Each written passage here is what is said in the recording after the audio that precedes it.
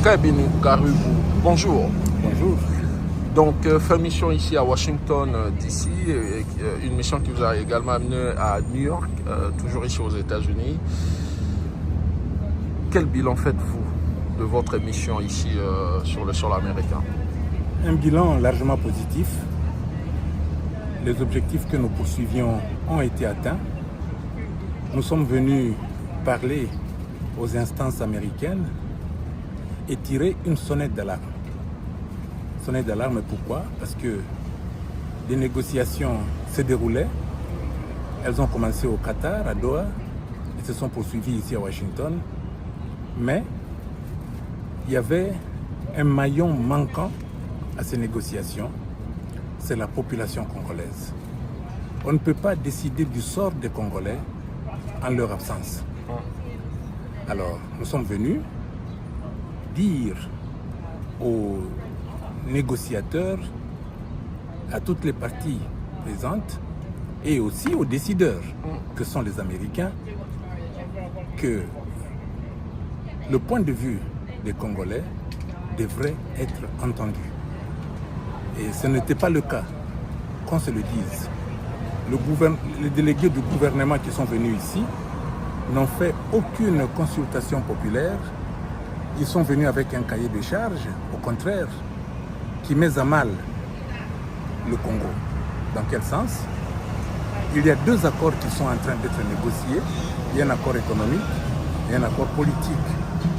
L'accord économique consiste à donner aux Américains tout ce que le pays possède comme terres rares et minerais stratégiques contre la sécurisation du pouvoir de M. Félix Tshisekedi.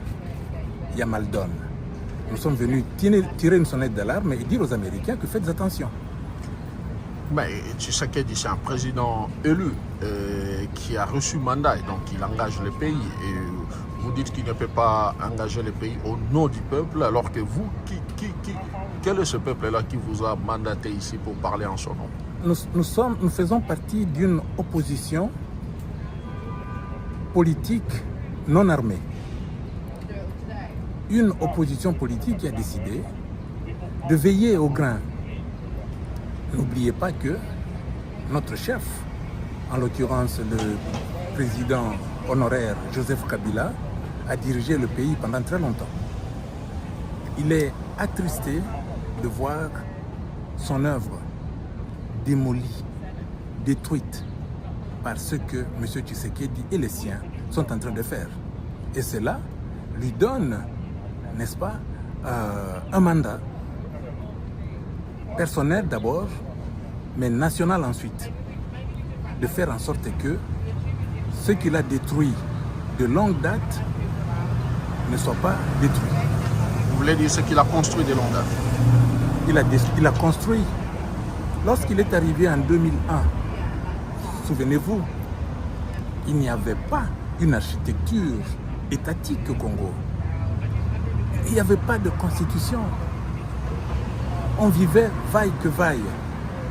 Il est arrivé, il a pris des décisions importantes, comme par exemple signer le cessez-le-feu, l'accord de Lusaka, qui a mis fin au combat. Demander à toutes les troupes étrangères de s'en aller et demander à ce que les Sud-Africains nous aident à nous accueillir chez eux pour un dialogue entre Congolais.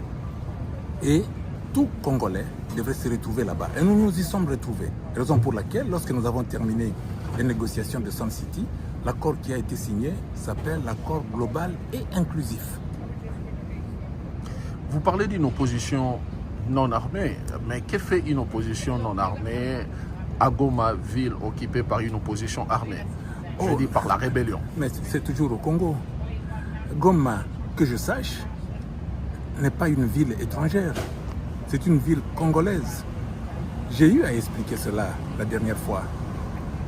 Le fait de nous congolaise, mais contrôlée par une rébellion soutenue par un pays étranger, le Rwanda. Bon, ça, je ne sais pas si elle est soutenue par le Rwanda. Il faudra le prouver. Mais en tout cas... C'est factuel. S'il vous plaît? C'est factuel. Bon, ok, je vous le concède. Mais toujours est-il que le M23, qui hier vers les années 2012, lorsque nous nous sommes battus contre eux, avaient des revendications identitaires.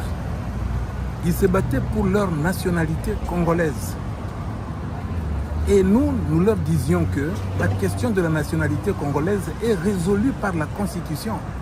Il n'y a pas besoin de prendre les armes. Ils n'ont pas voulu nous écouter. Nous nous sommes battus et nous les avons vaincus. C'est cette question-là.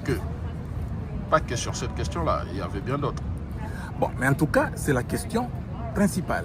Et aujourd'hui, c'est toujours la même revendication. Non, pas du tout. Aujourd'hui, il y a autre chose. Que vous et moi, nous ne savons pas. En tout cas, moi, je ne peux pas me prononcer là-dessus. Mais toujours est-il que je sais que le président Tshisekedi a invité le M23 qui était déjà défait à Kinshasa. 14 mois, nous disent-ils, ils sont restés dans notre capitale aux frais du contribuable. Ils étaient aux Petits Oignons, au Kempinski Hotel. Alors, qu'est-ce qu'ils se sont dit avec M. Tshisekedi? Nous ne savons pas. Mais ça, c'est peut-être un détail, mais comment expliquer... Non, ce n'est pas un détail comment du tout. expliquer Kikayabin Karoubi, cette contradiction du président Kabila qui combat les M23 entre 2012-2013, défait cette rébellion et aujourd'hui, il défend cette même rébellion. Je répète, les agissements de cette rébellion contre la République. Je répète ce que j'ai eu à vous dire. Le M23, en 2012, se battait pour d'autres revendications. Qui ne sont pas différentes de celles... Qui sont différentes. Aujourd'hui, moi, je n'entends pas parler de M23, nous nous battons pour notre nationalité congolaise. Alors, pas du tout. Ils sont congolais, et le premier à le reconnaître, c'est le président Tshisekedi. Il l'a dit ouvertement que le M23, ce sont des Congolais. Il a dit à des chefs d'État, il a dit à des micros de journalistes, vos collègues, il a dit à plusieurs reprises, ce sont des Congolais. Ils ne se battent pas pour ces revendications-là. Et c'est pour cela que nous nous sommes battus contre eux, parce que nous avions un argument disant que la question de la nationalité congolaise est résolue dans la Constitution. C'est une question qui a été débattue déjà du temps de la conférence nationale souveraine. Comment expliquer aux générations futures qu'un ancien chef d'État a soutenu une rébellion contre la République? Non, attendez. Une rébellion peut naître et ne peut pas être toujours prise pour une mauvaise rébellion. Vous savez, une rébellion peut avoir un point à défendre, comme par exemple, lorsque quelqu'un s'impose et met en place une dictature féroce, une tyrannie. D'ailleurs, la Constitution elle-même demande à tout Congolais d'empêcher cette personne. Pacifiquement. Bon, en tout cas... En ne prenant pas les armes contre la République. Non, ce n'est pas contre la République, c'est contre un régime. Contre un régime. Ce régime, moi je ne crois pas qu'il se bat pour la République. Un régime... Le régime vient de prouver à suffisance... Qui gère le pays parce que ce régime a reçu le mandat du peuple par les élections. Mais ce régime vient aux États-Unis de donner les minéraux de nos enfants. Parce que ces minéraux qui sont dans le sous-sol congolais n'appartiennent pas qu'à nous. Ils appartiennent aux générations futures. Ils ne font pas un cadeau aux Américains. C'est un cadeau. C'est un cadeau. Un partenariat, une coopération. Non, pas du tout. Un échange. Pas du tout. Ça fait partie... De la sécurité, il y aura des échanges économiques, il y a plusieurs autres bénéfices que le gouvernement défend pour le pays. Vous savez, ma présence ici a servi également à dire à nos partenaires américains que nous, en l'occurrence, la famille politique du président Kabila, qui fait partie de la grande famille politique oppositionnelle, qui n'a pas pris les armes, et dire aux Américains que nous ne voulons pas que les capitaux américains arrivent dans un pays qui est au bord de l'implosion. Elle est au bord de l'implosion, pourquoi? À cause de la malgouvernance de M. Tshisekedi, de la corruption rampante dans le pays et à l'étranger, de la destruction de la cohésion nationale, des violations répétées de la Constitution des assassinats ciblés, des emprisonnements sans motif et des emprisonnements ciblés. Tous les généraux et les officiers supérieurs swahiliphones sont en prison ou tués.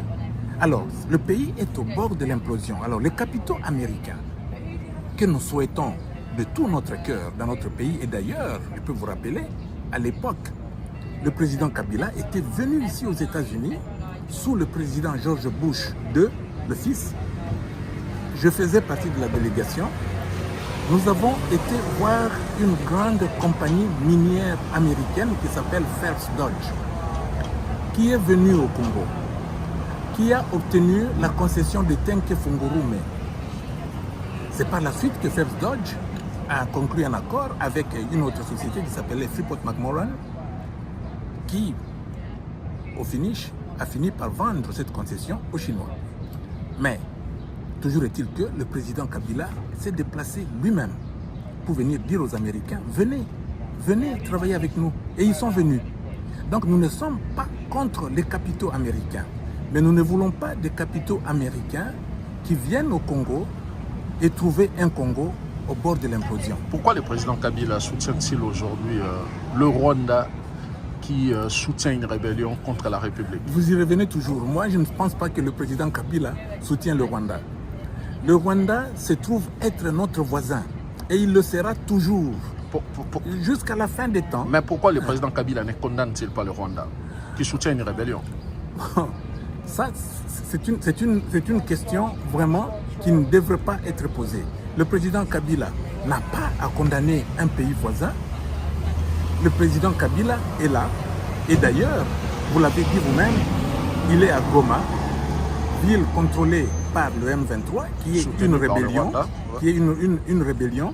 Non, ce langage-là de soutenu par le Rwanda, je crois que même les médias occidentaux qui disaient cela commencent à retirer cette incise-là. Le M23, c'est une force militaire. Moi, je ne suis pas là, je ne suis pas leur porte-parole, mais toujours est-il que c'est une force militaire avérée. Et pour preuve, la bataille de Goma. Vous vous souviendrez que même les forces de la SADC ont dû mettre le drapeau blanc. Mais les centaines de mercenaires que M. Tshisekedi a amenés là-bas sont partis la queue entre les pattes. Alors, écoutez... Donc vous soutenez la bravoure d'une rébellion qui, dans cette bataille de Goma, n'a pas combattu que le mercenaire ou les forces étrangères, mais cette rébellion a combattu les forces armées de la République démocratique du Congo. Oui, mais la rébellion est là, elle dit clairement qu'elle combat une dictature et une tyrannie. Et j'ai dit dans la dernière fois que je vous ai parlé, que c'est là où nous nous rencontrons. Parce que nous aussi, nous avons décidé, avec une opposition politique qui est en train vraiment de converger vers le président Kabila, politique non armée, pour mettre fin à la dictature. C'est ça que le peuple congolais attend. Il faut les libérer de la tyrannie et de la dictature. Et nous y parviendrons. Une opposition non armée, mais qui a son QG dans une zone contrôlée par une rébellion armée. Ah non, pas du tout. Je ne sais pas où se trouve le QG, mais maintenant le président Kabila, vous n'allez pas lui en vouloir s'il a pris ses quartiers à Goma. Comment voulez-vous qu'un ancien président qui est harcelé matin, midi, soir, la dernière en date, on lui enlève ses immunités et on lui promet un procès? Pourquoi? Je ne sais pas. Son entourage est poursuivi, matraqué, harcelé, tout ce que vous voulez. Le seul endroit au pays où il peut se sentir à l'aise, c'est dans la partie orientale. Il l'a dit lui-même. Dans la partie orientale. Mais la partie orientale n'est pas que Goma, n'est pas que le Nord Kivu, n'est pas que le Sud Kivu. Mais très bientôt, vous verrez que, en effet, vous avez raison, la partie orientale n'est pas que Goma. Quelles sont les prochaines étapes, Kika Yabin Karougou? Après Goma, le président Kabila, dans le prochain jour, il compte y quitter ou il demeurer ou se rendre à Bukavu toujours sous rébellion ou comment? Souffrez que je garde motus et bouche cousue là-dessus. Ça, c'est une information sécuritaire que je ne peux pas dévoiler. Encore, faut-il que moi-même je le sache. Je n'en sais rien. Les aspects sécuritaires qui se déroulent dans les parties en guerre, en tout cas, moi, ça ne m'intéresse même pas. Le 27 juin prochain, donc la semaine prochaine d'ailleurs, Kinshasa et Kigali vont signer ici à Washington un accord de paix avec l'objectif de taire les armes. Quel avenir pour vous? Oh, non, nous ne dépendons pas des armes, vous savez. Ils vont signer cet accord, c'est vrai. Mais nous, je vous ai dit au début que nous avons atteint notre objectif qui était d'amener un autre son de cloche. Pendant longtemps, les décideurs, les facilitateurs, les médiateurs dans la crise congolaise ont entendu des mensonges ou des demi-vérités. Parce que dire que la crise congolaise, c'est le Rwanda, c'est à cause du Rwanda, c'est une demi-vérité. La crise congolaise, c'est la malgouvernance du pays. Je peux terminer.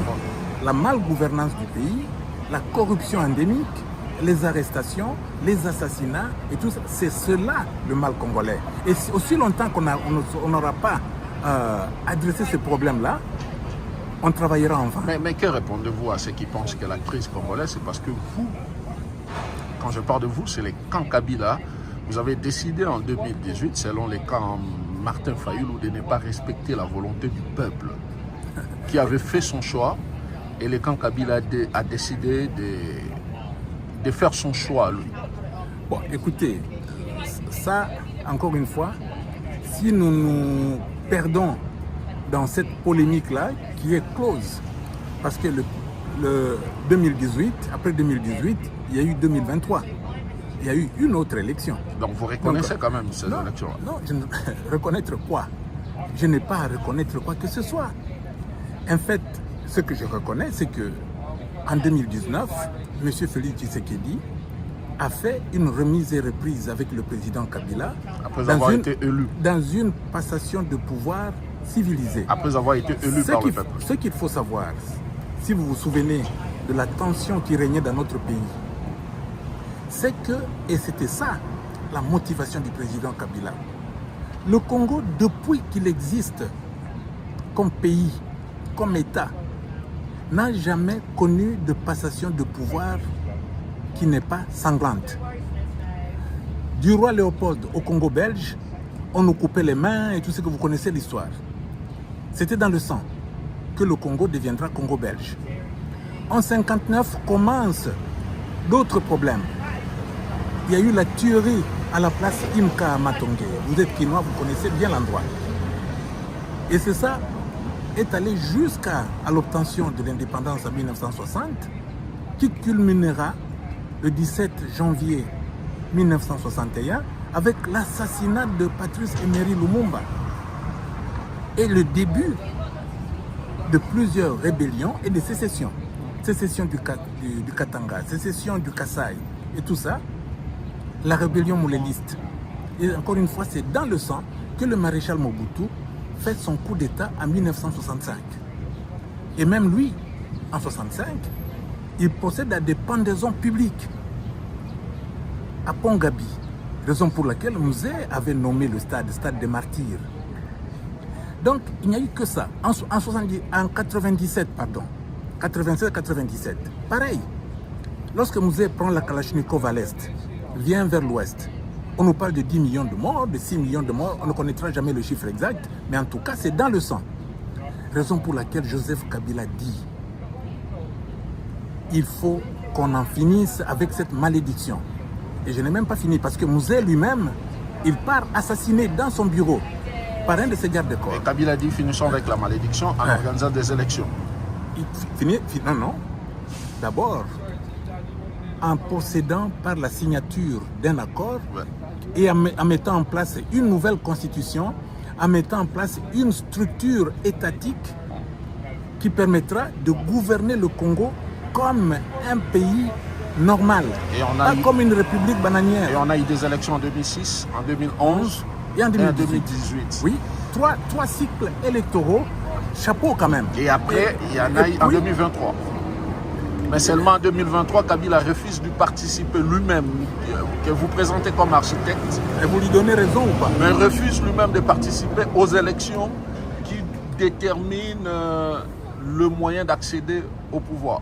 Mais vous connaissez les élections de 2023. Étaient-ce des élections? D'abord, elles ont violé la Constitution sur toute la ligne. Elles se sont déroulées sur une semaine.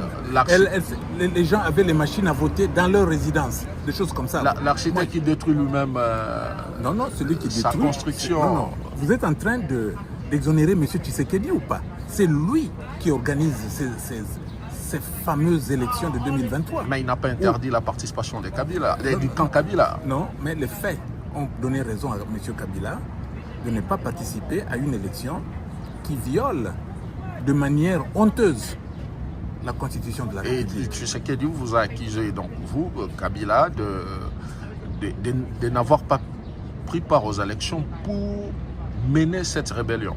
Ah non, la rébellion est menée par des gens que M. Tshisekedi a invités à Kinshasa.